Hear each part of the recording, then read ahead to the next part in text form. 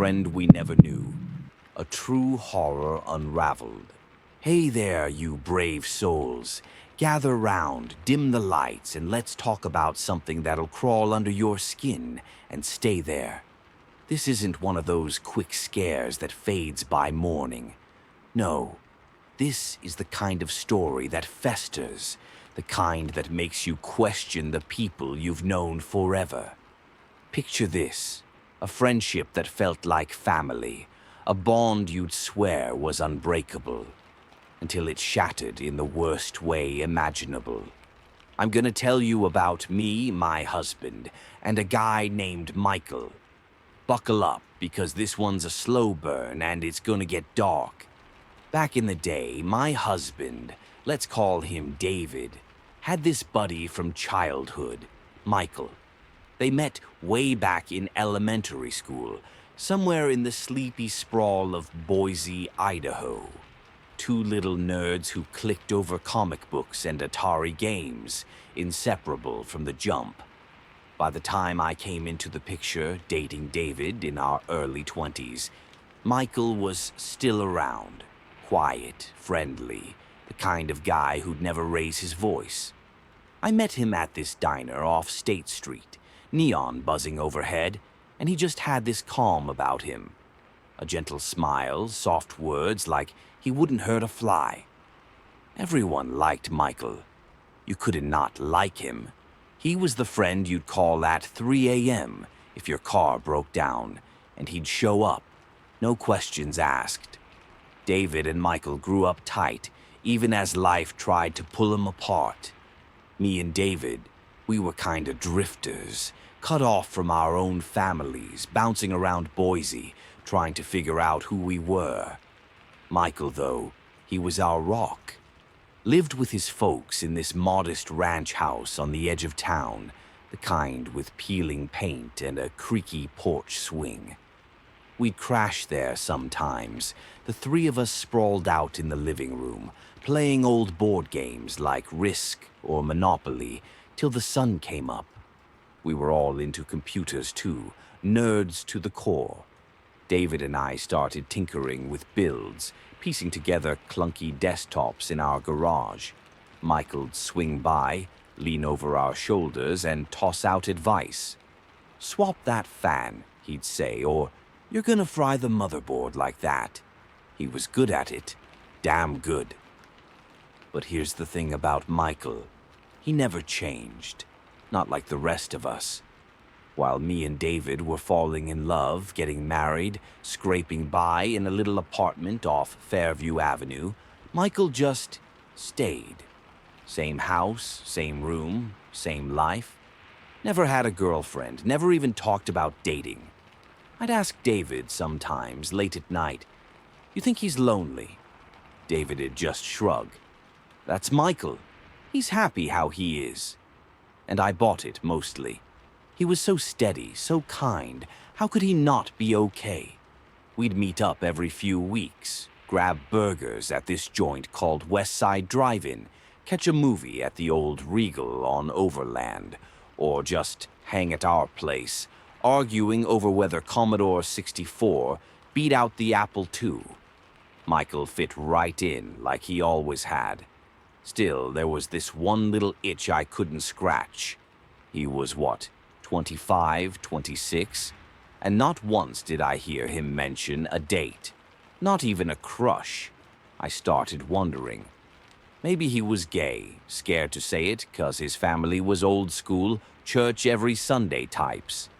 David and I whispered about it once or twice, lying in bed with the fan humming. "Could be," David said. "But he'd tell me, right?"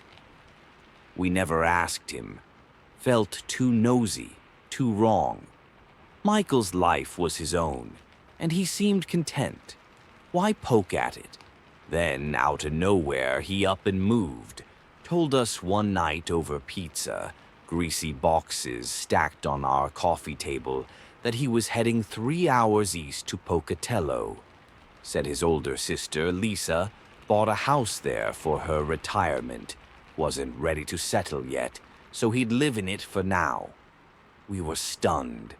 Michael, leaving Boise, the guy who'd never strayed more than 10 miles from his childhood zip code. Good for him, David said, clapping him on the shoulder. Fresh start. I smiled, nodded, but something felt off. That gentle grin of his didn't quite reach his eyes. He packed up and left a week later. No big goodbye, just a quick wave from his beat-up Toyota as it rolled out of town. And that was it. Michael was gone. At first, we figured he'd call, visit, something. But the weeks stretched into months and the phone stayed silent. David'd check his old Nokia, frowning. He's probably just busy, I'd say, stirring spaghetti in our cramped kitchen. New city, new job. Takes time to settle. But I could see it eating at David. They'd been brothers, damn near, and now it was like Michael had vanished into thin air. I missed him too, if I'm honest. Those lazy nights laughing over dumb sci-fi flicks, the way he'd geek out about some obscure coding trick. It was part of us, part of our little world. So when the silence dragged on, I decided enough was enough. I grabbed my phone, dialed his number, praying it still worked, and waited. 1 ring, 2, then his voice, quiet as ever. "Hey, Sarah." Like no time had passed. I laughed, nervous. "Hey, stranger. How's Pocatello treating you?" He mumbled something about work, the house. Sounded distracted. I pushed anyway. "We're coming to see you, me and David. Been too long." He didn't argue, which surprised me. Just said, sure, whenever. No excitement, no pushback, just flat. I hung up, uneasy, but told David we were set. 2 years since we'd last seen him, and now we were headed to Pocatello. I didn't know it then, but that trip was the first crack in the facade. The first glimpse of the darkness Michael had been hiding all along.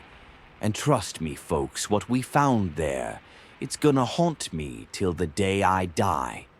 So there we were, me and David, barreling down I-84 in our rattling old Ford, the kind with a tape deck that only played half the songs right. 3 hours from Boise to Pocatello, 3 hours of bad coffee from gas stations and me staring out the window, wondering why Michael's voice had sounded so hollow on the phone. David kept the radio low, some staticky country station fading in and out, and I could tell he was antsy too. "He's probably fine," he said, more to himself than me. "Just settling in." I nodded, but my gut didn't buy it. Something was off, and it wasn't just the distance.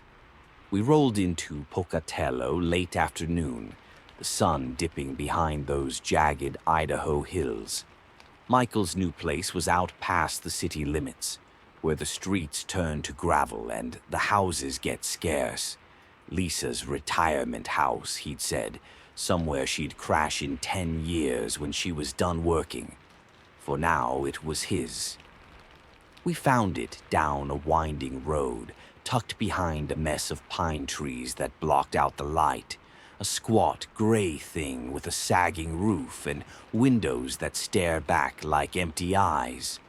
I shivered, pulling into the driveway. "This is it?" David muttered, killing the engine. It didn't look like Michael, not the guy who'd kept his Boise bedroom neat as a pin. He came out to meet us, stepping onto the porch in a faded hoodie and jeans.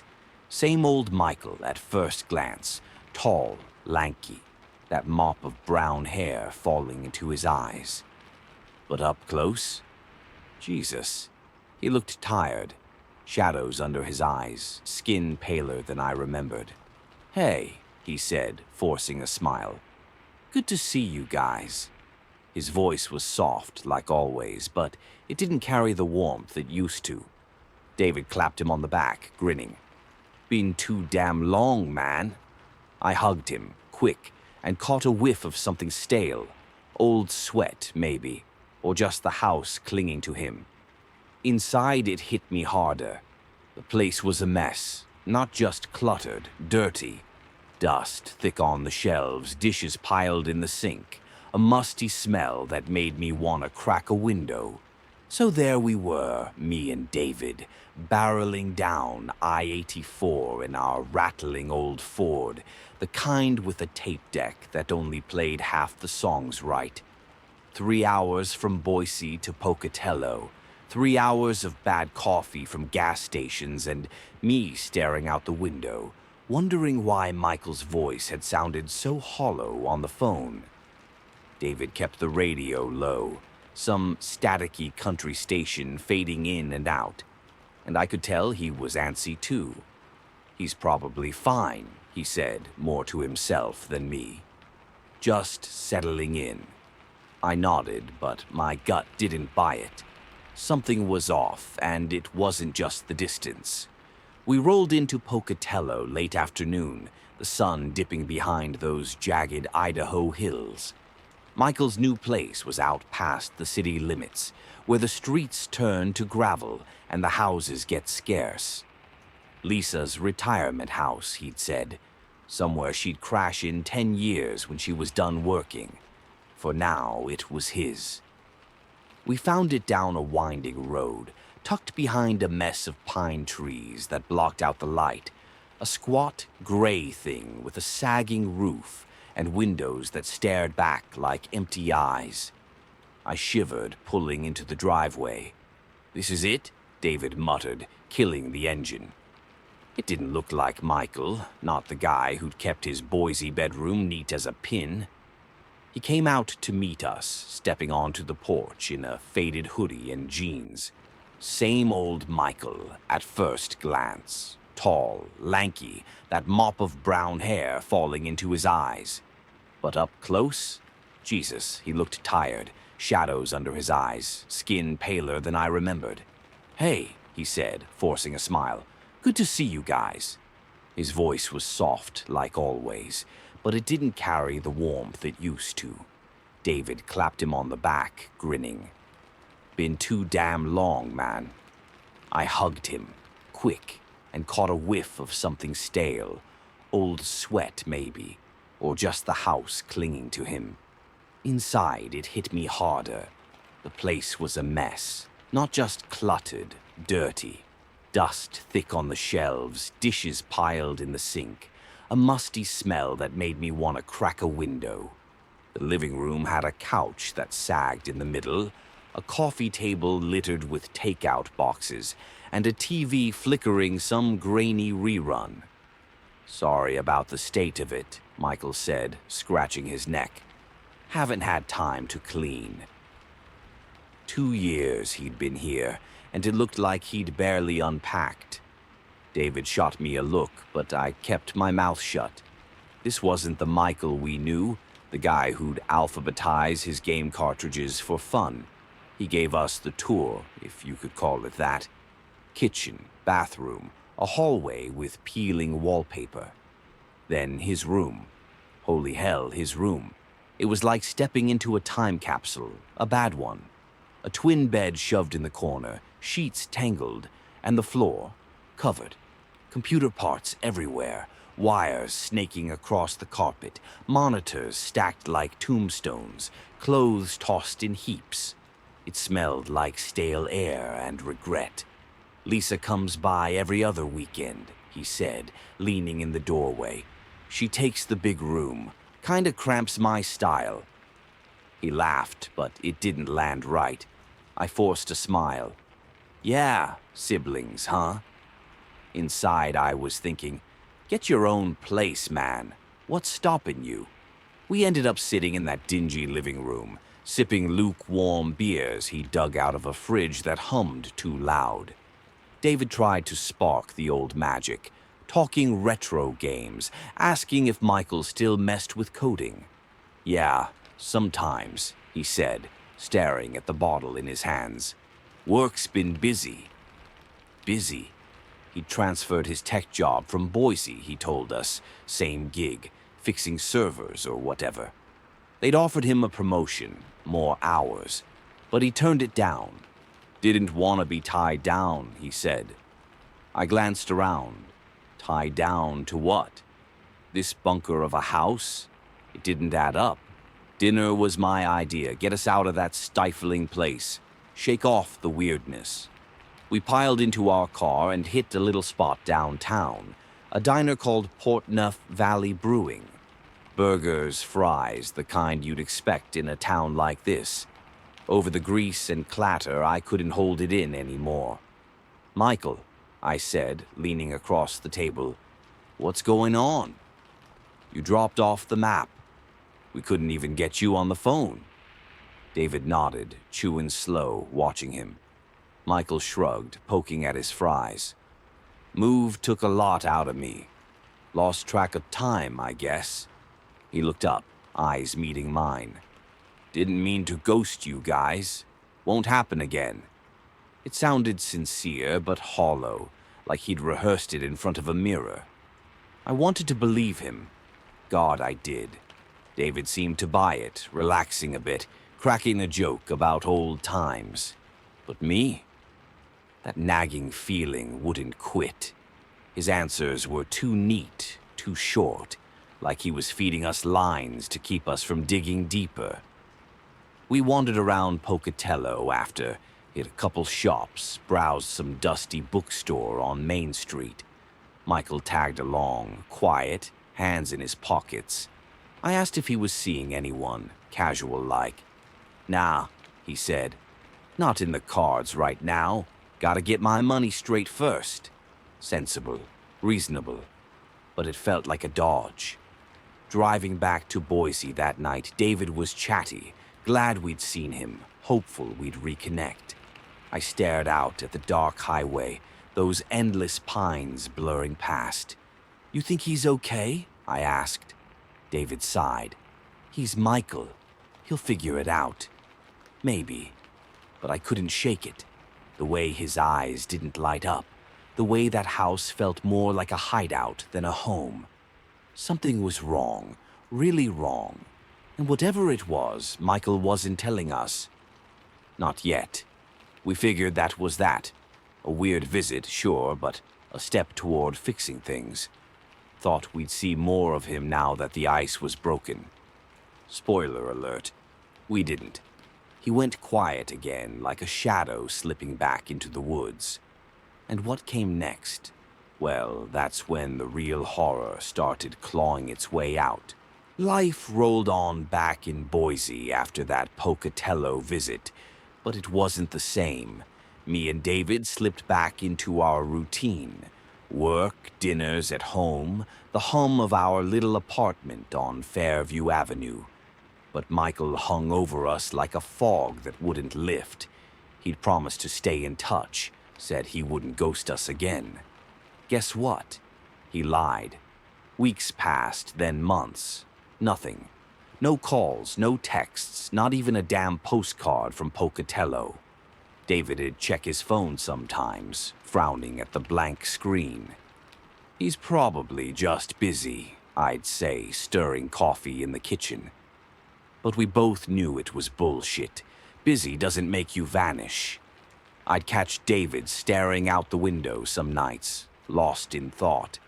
"I miss him," he admitted once, voice low. Weird not having him around. I missed him too. The old Michael, the one who'd laugh at dumb jokes and geek out over circuit boards. Not this new version, the one who lived in that gloomy house like a hermit. I kept picturing it. Those tangled wires, that stale air. It didn't fit. The guy we'd known since grade school wouldn't let himself rot like that. So what the hell was going on? Social media was a bust, too. Michael's profiles, Facebook, whatever, sat dormant. No updates, no photos, just a digital graveyard. I'd scroll sometimes, late at night, looking for a sign he was still out there. Then I noticed something odd. He wasn't posting, but he was liking stuff. Nickelodeon shows, of all things, SpongeBob, iCarly, kid crap. He'd drop comments too. "Last episode was great," or "Can't wait for next week." I blinked at my screen, coffee going cold. Michael was pushing 40. What grown man sits around hyping SpongeBob? His words sounded off, too chipper, too young, like a teenager wrote 'em. I didn't tell David. Felt weird, invasive, like I was snooping through his diary. Besides, what's the big deal? Some adults watch cartoons. Hell, I'd binged Animaniacs once. I brushed it off, told myself Michael was just quirky. Innocent, like always.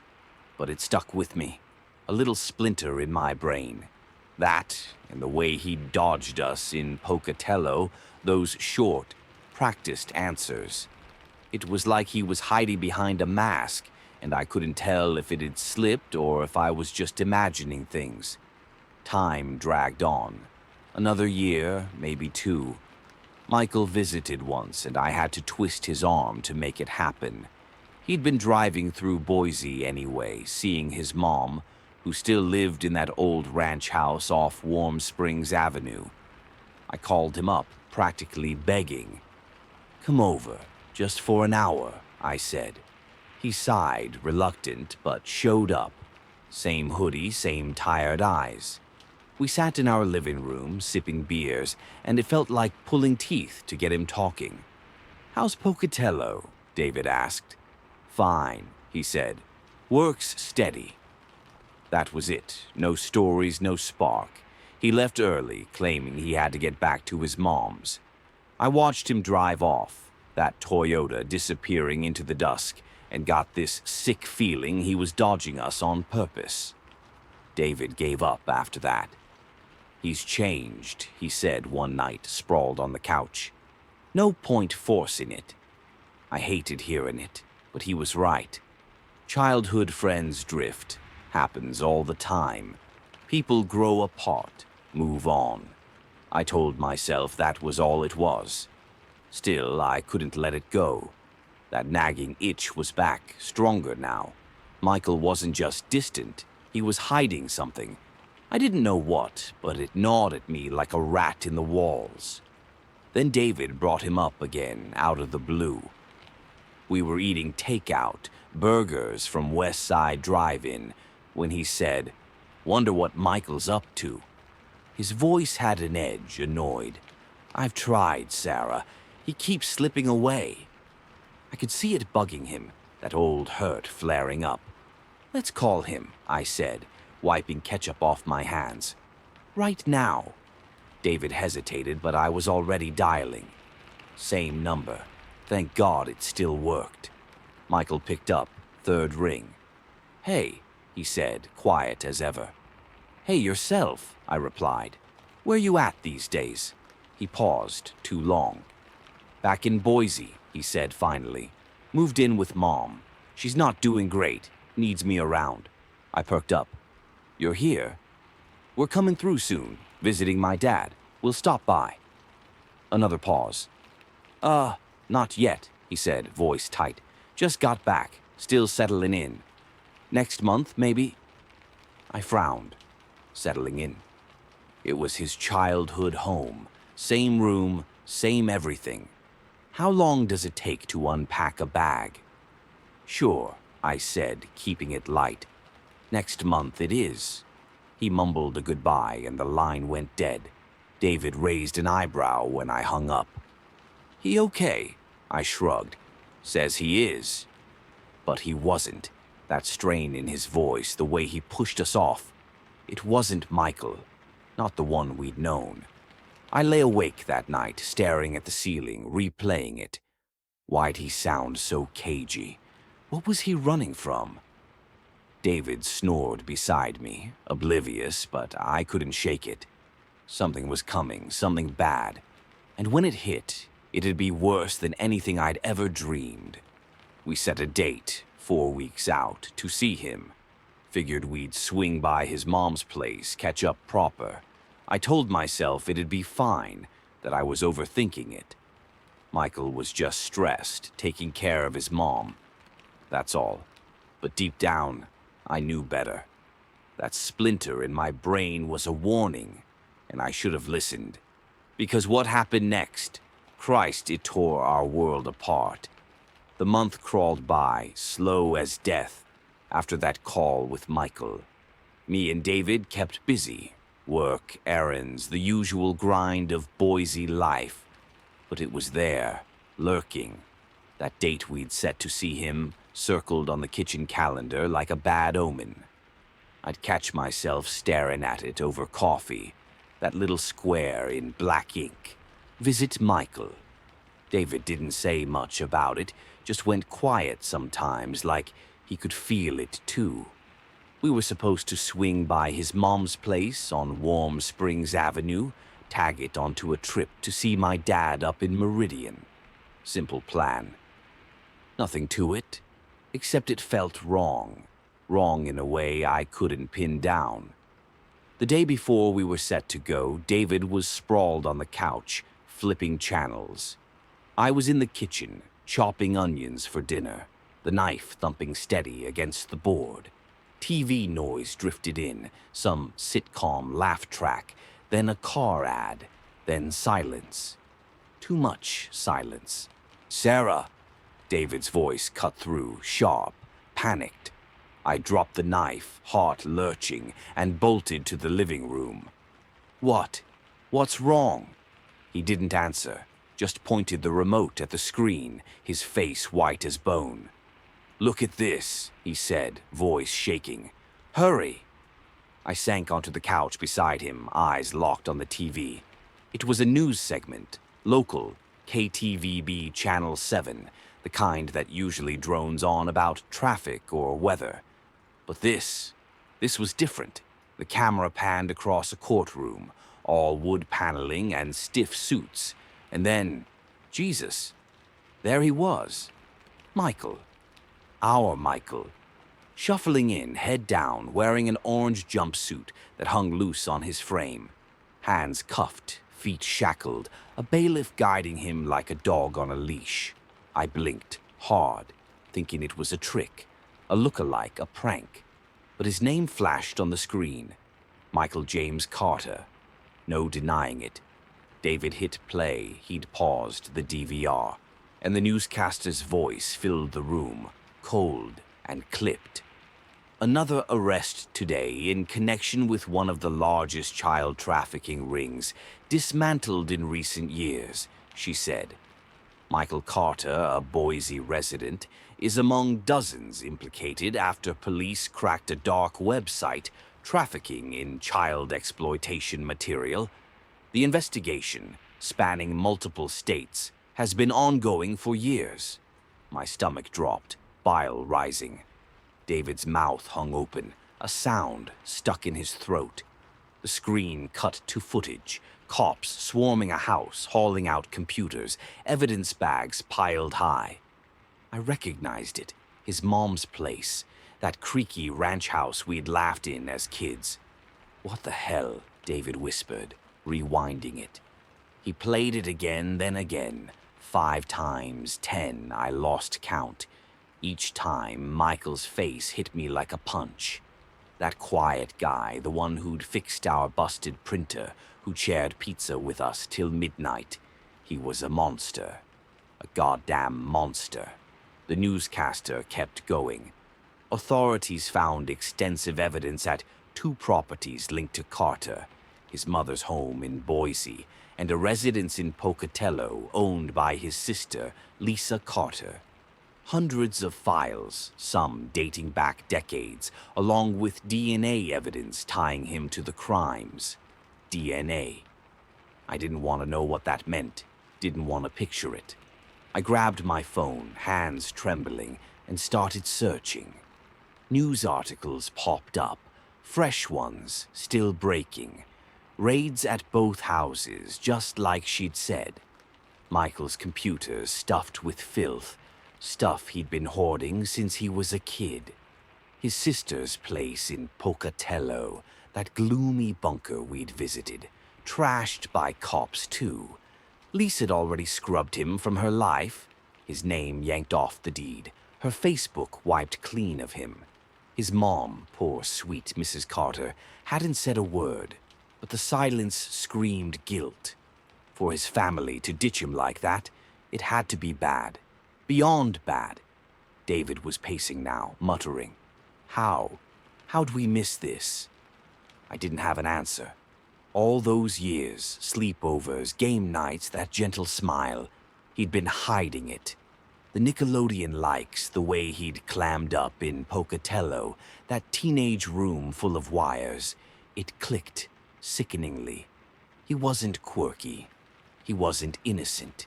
He'd been living a lie, and we'd bought it, hook, line, and sinker. He watched it with us, David said, stopping dead. Cartoons, remember? I did. Saturday mornings, sprawled on his mom's couch, laughing at Rugrats. Back then, it was normal. Now, it felt like a mask. The news said he'd get 30 years. Minimum. Out in his 60s if he made parole. Ankle monitor till he croaked. I didn't care. Didn't want to see him, didn't want to know him. David grabbed his laptop, deleted Michael from our contacts, our photos, our everything. He's gone, he said, slamming it shut. Done. I nodded, numb.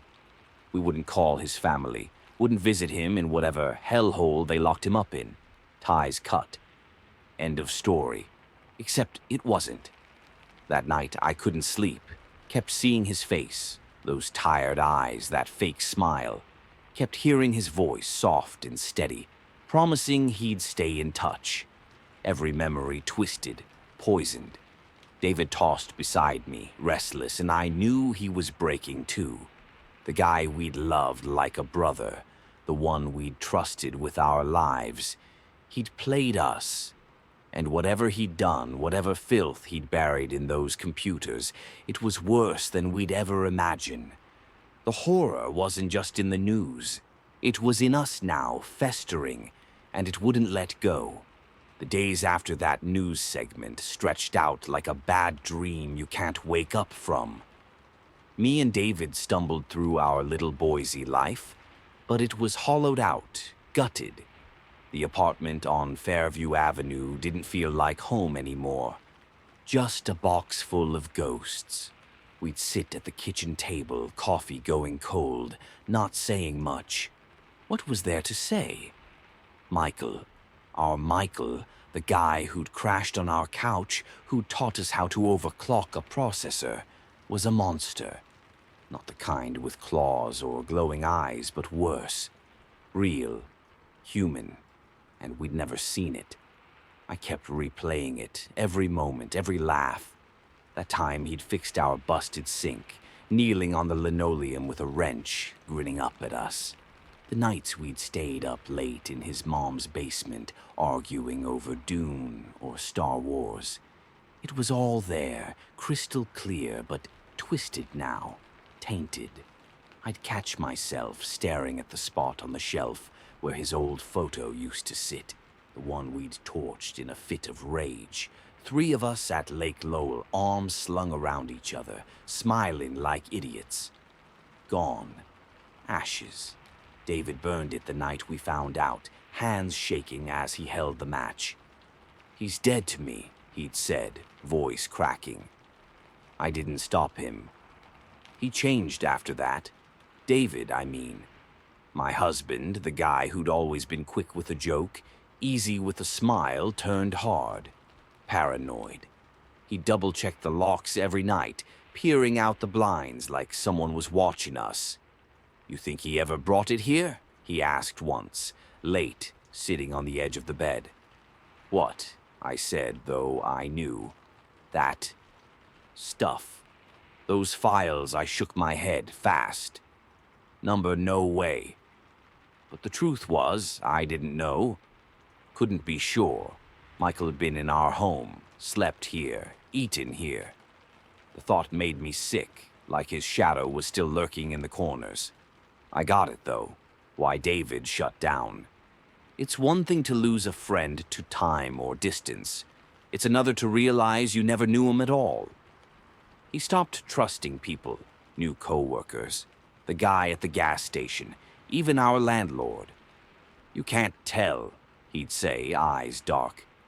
Not really. I'd nod, Quiet because he was right. Michael had been our proof. The sweet, nerdy kid who'd fooled us for decades. If he could hide that, what else was out there wearing a friendly face? It messed with me too, but David took it harder. He'd lost a brother, not just a buddy. We didn't talk about him much, couldn't. His name was a curse word now, banned from our house. But he was everywhere anyway. In the silence when the TV was off. In the hum of the computer we'd built together, the one Michael'd helped tweak. I'd catch David staring at it sometimes, like he wanted to smash it to pieces. Once he did. Grabbed a hammer from the garage and pounded an old hard drive we'd kept as a spare, screaming till his voice gave out. I stood there, watching, tears streaking my face. Didn't stop him. Couldn't. That drive wasn't Michael's, but it might as well have been. His family cut him off, too. Clean break. Lisa, his sister, sold that Pocatello house fast, like it was cursed. She scrubbed him from her life. No trace online. No mention. His mom, Mrs. Carter, that sweet lady who'd baked us cookies as kids, she went quiet. No statements, no visits to the jail. I felt for her, God I did. She'd already buried 2 sons, one to a car wreck, one to cancer, and now this. A third gone, not dead, but worse. Disowned. Whatever Michael done, and the news kept it vague, thank Christ, it was bad enough to make his own blood turn away. That said it all. He was locked up now, some prison out near Kuna, 30 years minimum. They'd tack an ankle monitor on him if he ever got out, track him till he died. I didn't give a damn. Didn't want to know where he was, what he ate, how he slept. Didn't want to picture him in that orange suit, shuffling through a cell block. But sometimes, late at night, I'd see him anyway, those tired eyes, that fake smile. And I'd wonder, when did it start? Was it always there, festering under the surface? Or did something break him, turn him into that? I stopped sleeping right.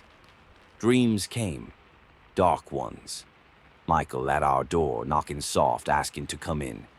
Me opening it, stupidly, and him stepping inside, only it wasn't him. Just a shell, hollowed out with something awful staring back.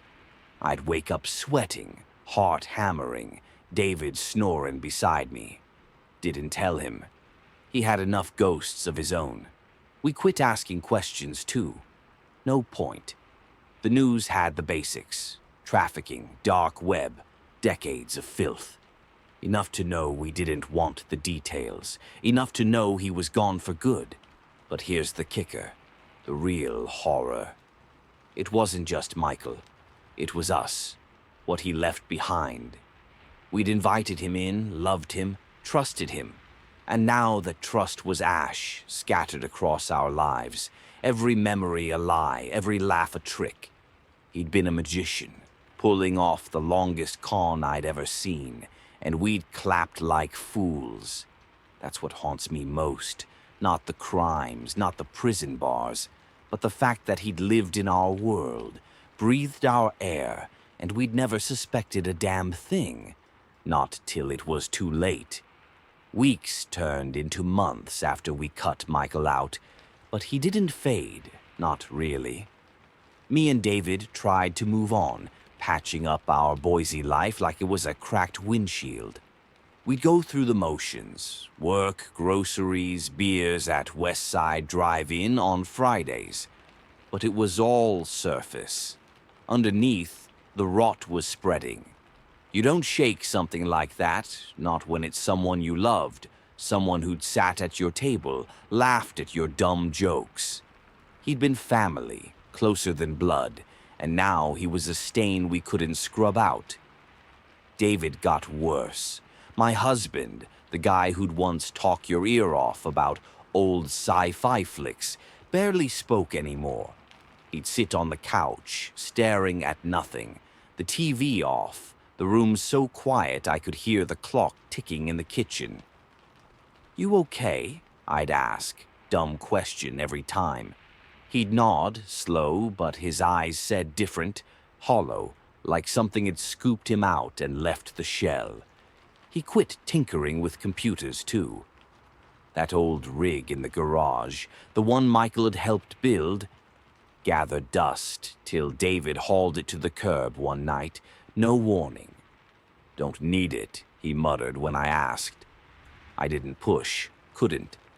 Me, I wasn't much better. I'd catch myself jumping at shadows, car backfiring down Fairview Avenue, a knock at the door. Every stranger was a question mark now. Could be a neighbor, could be a mask hiding something awful. Michael did that, planted that seed. I'd scroll my phone sometimes late when David was asleep, half expecting to see his name pop up. Never did. His profiles were dead, his number disconnected. But I'd see those Nickelodeon comments in my head. Great episode, and my stomach'd twist. Innocent back then, poison now. How long had he been that way? Since we were kids watching cartoons at his mom's. Or later, festering in that Pocatello bunker. We didn't reach out to his family, couldn't face it. Mrs. Carter, with her soft voice and warm hugs, didn't deserve this, but what do you say? Sorry your son's a monster. Lisa'd vanished too, probably holed up somewhere, trying to forget she'd ever had a brother. I pictured that ranch house on Warm Springs Avenue. Quiet now, curtains drawn. Wondered if his mom still sat on that creaky porch swing, staring at the street where he used to play. Wondered if she blamed herself. I hoped not. None of us saw it. Not her, not us. He's in prison still. Kuna, last I heard. 30 years, maybe more, locked away with the other ghosts. I don't check. Don't care. He'll be old if he gets out, hunched and gray, tethered to an ankle monitor till he drops. Good. Let him rot. But sometimes I imagine him there, sitting in a cell, staring at the wall, that same tired look in his eyes. Does he think about us? Does he feel anything? Or is he just empty, like he always was, playing a part till the mask fell off? The worst part isn't him, though. Not anymore. It's what he took. David doesn't trust a soul now, not even me sometimes. I'll catch him watching me, quick glances like he's waiting for me to turn into someone else. "You'd tell me, right?" he asked once, voice low after too many beers. If something was wrong? I grabbed his hand, squeezed hard. "Yeah, always." He nodded, but I don't think he believed it. That's Michael's legacy. Doubt creeping in like damp rot, eating away at what we had. I don't trust Easy either. New cashier at the store. Smiles too wide, hiding something. Guy waving from across the street. Too friendly. Watch him. It's exhausting living like that. But I can't stop. Michael rewired us, turned our world into a funhouse mirror where every face might be a lie. We don't make friends anymore. Don't try. Our circle's small, just us, and even that feels fragile some days. He broke David, broke me, and the pieces don't fit back together right. Nights are the hardest. I'll lie awake, David breathing slow beside me, and it'll hit, the whole damn thing. That gentle kid who'd shared his snacks, who'd stayed up late coding with us, wasn't real. Never was. He'd pulled off the trick of a lifetime, fooled us till the curtain dropped, and what was behind it? God, I still can't face it full on. The news spared us the details, and I'm grateful, but my brain fills in the blanks anyway. Dark web, decades of filth, DNA matches. I shut it down fast, but it's there, waiting, a shadow I can't outrun. He's gone. Yeah. Locked up. Erased from our lives. But he's not. He's in every quiet moment, every locked door, every memory we can't touch without flinching. David said it best one night, staring at the ceiling. It's like he never existed, except he did, and that's worse. Yeah, worse.